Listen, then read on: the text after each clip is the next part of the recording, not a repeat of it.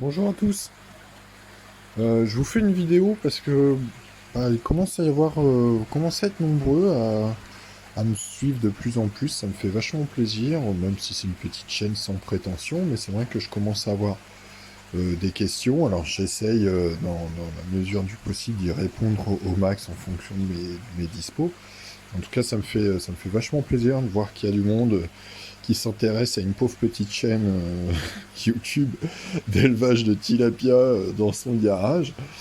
Moi, je vais vous montrer mon système. Pour l'instant, c'est mon système temporaire. Ça, je tiens à le préciser parce que, comme je vous ai montré dans la vidéo précédente, je compte installer en fait une batterie d'élevage. Et puis, en fait, ma cave et mon garage est un vaste bazar sans nom. Donc là, en fait, tout ça, ça va virer et du coup, il y aura 6 QIBC pour faire de l'élevage. Enfin, je vous expliquerai ma stratégie de production. Donc voilà. Alors mon système, en fait, il est très simple. En fait, c'est un système old school façon années 70. Je pense que les aquariophiles voilà, connaîtront le système. Il y a pas de grand secret. Bon, c'est un système de batterie. Il est composé pour l'instant donc de deux bacs qui font 110 litres, ainsi que d'un autre bac qui fait également 110, non pas 110, mais on va dire une centaine de litres. Alors, dans ce bac-là, j'ai un mâle et puis une femelle derrière. Je les ai mis sous grille pour pas qu'il embête trop la femelle parce que pour l'instant j'ai pas encore un gros bac. L'idée c'est d'avoir un bac de 250 litres donc qui fera à peu près l'équivalent de ces deux bacs là, voilà, pour y mettre exclusivement les reproducteurs. Donc ils seront tous ensemble. En principe, d'après les docs et d'après les docs voilà, que je regarde, notamment les revues de la FAO, ce genre de choses-là, pour faire de l'élevage de géniteurs en aquarium, ça pose pas de soucis. Donc voilà, l'avenir ce sera ça. Et donc là, j'ai deux mâles, donc bon, ceux-là s'entendent plutôt bien, même si, regardez, on voit le dominant là, qui avec sa couleur rose et son œil gris et son œil blanc là, qui guette le moindre mouvement. Donc voilà, ces bacs-là sont isolés, donc ça, l'isolation, je pense que c'est la partie importante. Donc ils sont isolés sur les côtés et sur le fond des façades. Et voilà, donc là-bas, là-bas et là-bas. Tout ça dans un souci d'économie au niveau du chauffage. Donc en fait, là j'ai un chauffage de 50 watts, là j'en ai un de 100 watts. Et dans le puisard, j'en ai un de 50 ou 75 watts. Donc ça me permet d'avoir une eau qui tourne à 28 degrés. Pour l'instant, ça va être, de toute façon, le système, ça va être ça à l'avenir. Ensuite, comment ça fonctionne? En fait, c'est très simple. Comme dans mes vidéos précédentes, c'est un système de siphons qui font office de pont d'eau. Donc là, il y en a un ici et il y en a un derrière. Alors, est-ce qu'on va le voir? Bon, il est caché derrière la filtration, mais il y en a un derrière. Donc, du coup, j'ai également... Voilà, donc ça, les siphons permettent d'avoir tous les bacs au même niveau. Et donc, ici, pour l'évacuation, en fait, c'est le même principe. C'est un siphon, mais là, qui fonctionne par trop-plein. Donc, c'est-à-dire que c'est un tube PVC bouché. Donc là, bon, j'avais mis un coude, mais vous voyez qu'il y a une fermeture. Normalement, ça aurait dû être un système comme ça. Et donc, ici, il y a la bouche du trop-plein. Je sais pas si on va la voir. Voilà, le petit scotch, ça me permet de voir le niveau. C'est très important. Comme ça, au moins, je sais s'il y a un souci. Si je vois de l'eau trop haute ou de l'eau trop basse, c'est qu'il y a un souci. Donc, il faut que je nettoie ou que... Voilà. Donc, premier siphon. Donc, ça, c'est grosso modo, c'est une colonne qui est fermée. Ce qui fait office de siphon, c'est ce tube-là. Et ensuite, ça redescend dans ce... Hop, je vais faire un plan un peu plus là. Donc ensuite, ça redescend dans cette colonne-là. Et le niveau et en fait, le niveau d'eau est ici pour éviter les appels d'air. Et donc, en fait, ça redescend ensuite tranquillement ici. Donc, ça, c'est mon filtre. Alors ça, c'est vraiment le filtre, ce qui s'appelle... c'était un peu la mode, pour les aquariophiles, le must, il y a fort longtemps. C'est un peu moche. Alors, c'est très très moche, mais c'est très efficace. Ça s'appelle un filtre semi-humide. Et donc, en fait, il est constitué de quoi? Alors, j'ai une première maille. Ça se trouve sur Amazon. C'est une maille 200 microns. Ça se vend en rouleau, voilà, tout simplement. Donc 200 microns. Ensuite, en dessous, il y en a une beaucoup plus fine qui est là de l'ordre du 60 microns. Donc là, c'est très très fin. Ensuite, en dessous, j'ai du perlon. Du perlon ou de la ouate, appelez ça comme vous voulez. Et ensuite, donc ça c'est pour la partie filtration mécanique. Et donc pour la partie filtration biologique, j'ai tout simplement billes d'argile et céramique. C'est pas des Siporax qui coûtent hyper cher, c'est de la céramique basique. Pour l'instant, pour la taille du filtre, c'est amplement suffisant. Je pense que le filtre à l'avenir, si je peux vous recommander du matériel de biofiltration pour faire ce genre de filtre, vous regardez au niveau dans les marques de bassins, chez les fournisseurs de bassins, la référence, ça s'appelle du Ceraponde. Le Ceraponde, en fait, apparemment c'est génial. Surface de filtration, c'est l'équivalent, ils disent entre 1450 et 3000, je crois que c'est... Ouais, non, je dis pas de conneries en disant ça, entre 1450 et 3000 mètres carrés par mètre cube. C'est énorme. Et c'est tout léger, ça coûte pas cher, et donc c'est ultra efficace. En biofiltre, voilà. Donc ça, je compte faire ça. À la rigueur, je ferai une vidéo quand j'en aurai, quand j'aurai le truc définitif. Et donc, en fait, ensuite, tout simplement, alors, je sais pas, bon, j'ai pas le filtre, mais grosso modo, ça ruisselle tranquillement, ça fait un petit ruisseau.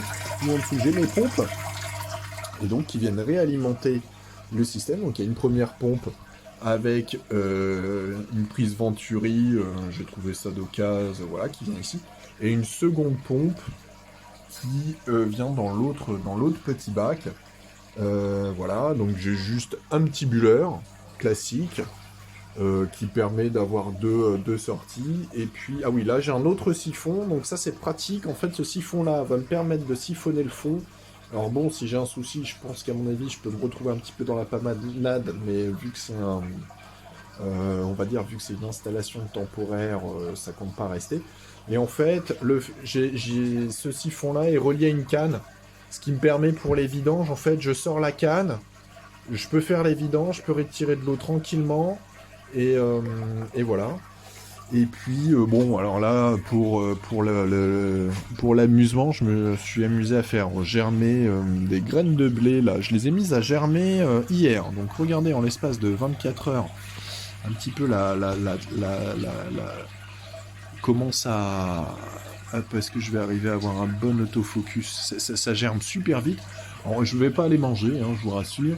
Mais en fait, bon, je me dis que ça va faire une filtration, ça va me faire une filtration supplémentaire dans le sens où, un peu comme un système aquaponique, déjà, ça va pouvoir virer ce qui sera au niveau des nitrates, voilà, ça va pouvoir faire effet. Et en fait, deuxièmement, j'avais déjà fait, moi, à titre perso, dans un bac, des graines germées. Et en fait, quand vous mettez plein de graines de blé, on va dire, sur une épaisseur de 2 cm dans un bac, au bout d'un moment, en fait, les racines vont vous faire une sorte de natte. Et je me dis, pour de la filtration, ça doit être pas mal. Ça fait une filtration, on va dire, une filtration mécanique, végétale et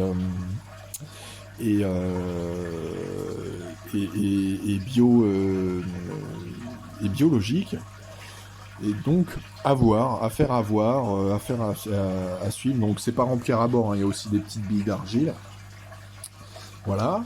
Et en fait, alors là, c'est vrai que l'installation est vachement précaire, mais en fait, je me suis retrouvé dans la situation où la personne à qui l'ancien aquariophile qui m'avait déjà fourni il y a 4 ans de ça, quand j'avais démarré mon premier système de ma première nurserie, et Désolé, petite coupure, je suis limité à 10 minutes apparemment avec le téléphone, c'est pas grave. Et comme je vous disais, en fait, apparemment l'ancien, le petit vieux chez qui était un passionné de cyclidés, chez qui j'achetais mes tilapias quand je faisais de l'aquaponie tranquillement, bah, en fait, est tombé malade. Malheureusement, il peut pas continuer, donc bah, un peu à la va-vite, un peu dans la précipitation, je me suis dit, bon, allez, je me lance pas. Et puis, je me suis dit, bon, bah, allez, je me lance. Du coup, j'ai récupéré ces adultes. Donc, le mâle, la femelle, et puis, enfin, les trois mâles, et puis la femelle. Et voilà, voilà, je me suis dit, je vais lancer ça. L'idée, donc, de cette batterie, ça va être de, grosso modo, pouvoir élever 150 alevins environ par mois. Voilà, c'est ça. On fait 150 alevins et ensuite, ces 150 alevins-là, au bout de 4 mois, iront en QVBC. Et puis, pour du grossissement, je vous montrerai après ce que je compte mettre en place pour chauffer, parce que va falloir que j'isole, j'ai un peu de boulot, va falloir que, voilà, il y a du boulot d'isolation, il y a du boulot d'installation, il y a du boulot de plomberie, il y a un gros boulot, pareil, électricité, gros boulot. Mais bon, je pense, je suis confiant, j'espère y arriver. Et puis c'est vrai que le fait d'avoir un petit peu du soutien sur les vidéos motive encore plus. Et puis voilà. Alors j'ai mis une lumière.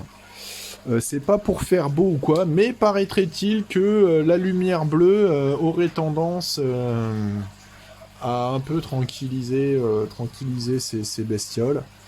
Donc on va à voir. Là j'ai donné aux petits alevins des gros granulés, c'est un peu la guerre.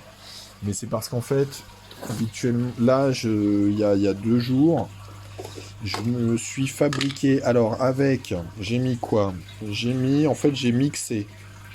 J'ai mixé des pelés à truite avec du son de blé et mixé avec de la nourriture pour caille. Donc j'ai mixé, j'ai essayé de faire très fin, de tamiser. Bon, j'ai pas utilisé ça comme tamis. Du coup, j'ai pas mal de gros bouts. Alors, ils sont très friands, ça marche très bien, je vais vous montrer. En revanche, gros point noir. Et c'est là où, en fait, c'est mine de rien, on va dire, c'est toute une science, hein, l'élevage de poissons. En revanche, j'ai un gros souci de matière non digérée. Ça paraît con, hein. Mais du coup, en fait, alors c'est très bien, ça, ils adorent. Regardez, je vais lui mettre, hop, il est en train de guetter, il voit ça, hop, voilà. C'est englouti, alors ils adorent. Mais le problème, c'est il y a pas mal de matière, là, comme on peut voir, et ça, à niveau digestion, ça ressort direct, hein. Regardez. Hop, je sais pas si on va voir à travers les branchies, hop, il mange, et en fait, ça éjecte, il éjecte ce qu'il veut pas. Mais là, ça y est, hein, il l'a avalé. Et du coup, en fait, ça commence à faire de l'eau laiteuse, donc c'est un peu désagréable. Mais sinon, l'histoire de la filtration, là, comme j'ai ici actuellement, pour moi, c'est le top. Franchement, pour moi, si vous voulez faire une batterie, un système de filtration simple, efficace, ça, alors déjà, ça, c'est une tuerie. Niveau entretien, vous prenez pas la tête, c'est un coup d'aspirateur de chantier, vous aspirez tout ça. Même quand ça tourne, avec l'aspirateur de chantier, ça peut aspirer l'eau. Vous enlevez les trucs, tac, un jour je ferai la démo, hop, un coup d'aspi. En 3 minutes, c'est nettoyé. Ça prend 3 minutes d'entretien tous les 2 jours. Et une fois par semaine, je nettoie ça. Je nettoie la deuxième grille, la deuxième, le deuxième tamis. Et je vérifie la ouate si elle est pas trop sale. Et puis la ouate, je la change ou je la lave une fois par mois. Ça va, c'est pas niveau entretien, il y a vraiment pire. Et puis bon, bah faut remettre de l'eau. Alors moi j'ai la chance, j'habite dans mon village, à côté de chez moi, il y a une source d'eau. Donc du coup niveau économie d'eau, c'est vraiment cool.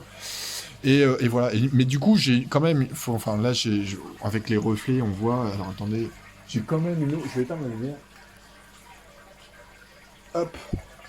j'ai quand même une eau, faut pas dire... Enfin, là, il y a les reflets et tout, mais j'ai quand même une eau, voilà, très peu de turbidité. Une eau qui est quand même relativement... voilà, relativement clean. Bon, il y a un caca là qui passe, mais voilà quoi. Alors là, par contre, j'ai laissé trop de lumière, et en fait, là, il y a des algues, mais bon, ça arrive. Il suffit de frotter, voilà, enfin, je veux dire, on voit le fond, il y a quand même... voilà, il y a quand même une qualité d'eau. Alors là, par contre, j'ai pas nettoyé, parce qu'en plus, lui, il a tendance à mordre. Alors, c'est pas que c'est forcément désagréable, mais bon, voilà. Mais voilà, enfin, je veux dire, niveau turbidité, ça va, hein. C'est de l'eau, j'ai connu pire. J'ai vu pire, en tout cas. Et j'ai fait pire. Et voilà. Et donc, ah oui, et puis, truc à rajouter, voilà, un truc qui coûte, bon, ça coûte, ouais, c'est vrai que c'est cher pour ce que c'est. Dedans, j'ai mis j'ai mis un gros, deux gros sachets de charbon actif, ça change une fois tous les 2 mois. Et voilà, j'ai mis ça. Et puis ça fait très bien le boulot. Voilà, voilà. Bon, là, c'est en train de se bagarrer, là. Hop. Ouais, mais ils sont voraces, hein. Hop, si je mets le doigt, va-t-il me le chiquer? Aïe. Bon, bah voilà. Bah écoutez, je vous dis à la prochaine pour les prochaines vidéos, hein. Salut! Et puis, comme d'hab, s'il y a des questions, des trucs, j'essaye d'y répondre. Il n'y a aucun souci. Salut!